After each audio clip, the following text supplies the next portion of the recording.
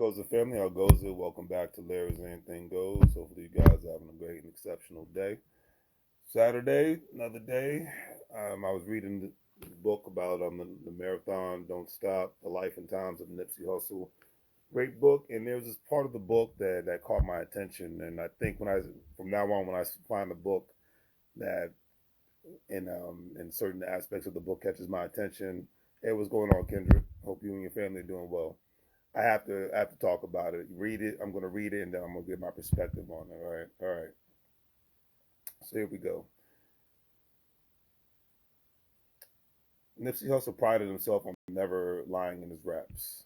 But getting into shootouts between studio sessions was a little too real. It was time to put balling on pause and lock into a creative zone.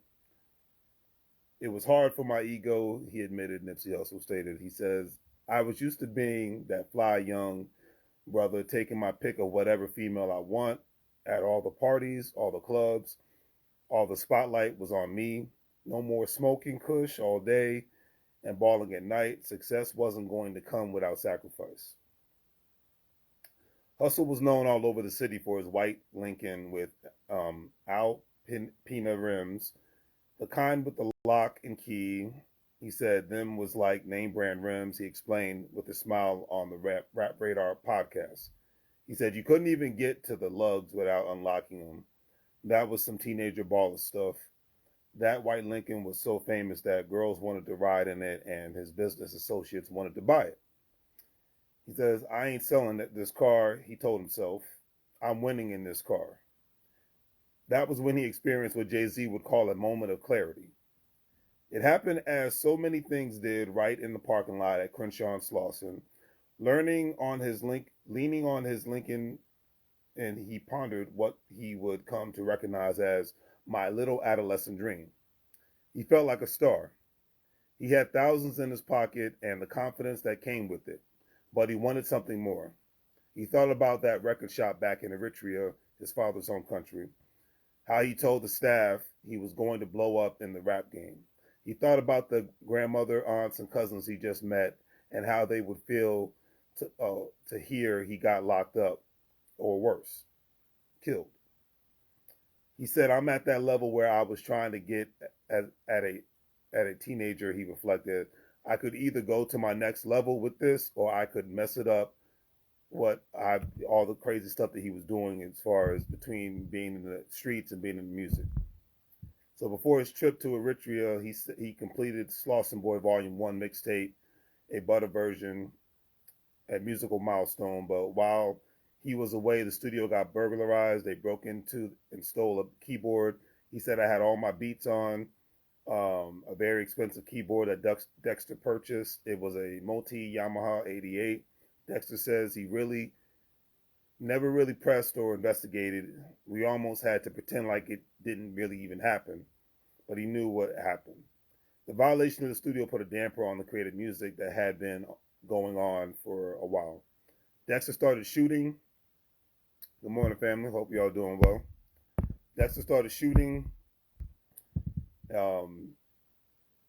downtown at another location. He stated, my wife was doing graphics there in administration, and I was the lead photographer. He says, we would take Nipsey in our Land Rover. Hussle knew it was time to set up shop for himself.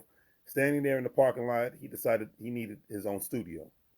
He made one phone call to his man D-Mac, who had been trying to buy the white Lincoln, and he asked if he was still interested. D-Mac didn't give him a chance to change his mind and soon pulled up in his lowrider with a bag full of money. He gave him the cash. Nipsey recalled, I gave him the key. Nip sold the most of his jewelry and the Cuban links. Basically, he was selling them like they were stocks and bonds or real estate and whatnot. And that is basically the gist of of the part of the book that caught my attention. Because at the end of the day, Nipsey Hussle liquidated all his assets because he was done trying to floss. He was trying to floss as a businessman and not trying to floss as being a teenager. He tapped into all the assets that he purchased, which was smart because the one thing he knew, even though he didn't have a high school education or whatnot, but he was an avid reader, he knew that, especially one of the books, the Asset Over Liabilities books by Robert Kiyosaki, Rich Dad, Poor Dad, he knew by purchasing these things that made him look good, he could still sell them for a profit, if need be, even though he didn't want to. And the moral of the story is by reading that passage from his book, or passage, but the sentences from his book and whatnot, it really comes near and dear to my heart because he had the mindset of a 40-year-old, 50-year-old at age 19 or 20 years old. And he was between the education of the streets and reading the books that he wanted and cared about, because in school, like a lot of teachers do, if you go outside of the dynamics of standardized education, you're in the wrong, because that's how it was for me when I was in grade school. That's why I enjoy reading more now than I ever had before, because I read the things that actually pique my interest, not the interest of the school system. Because the school system is basically just training you to be a good employee and whatnot, and being a boss and being an investor is not in the interest of any school system, public or private. And is there anything wrong with that? No, because I really think that it has to be with the parents and whatnot. They got to pass down that information, because there's multiple aspects of getting education.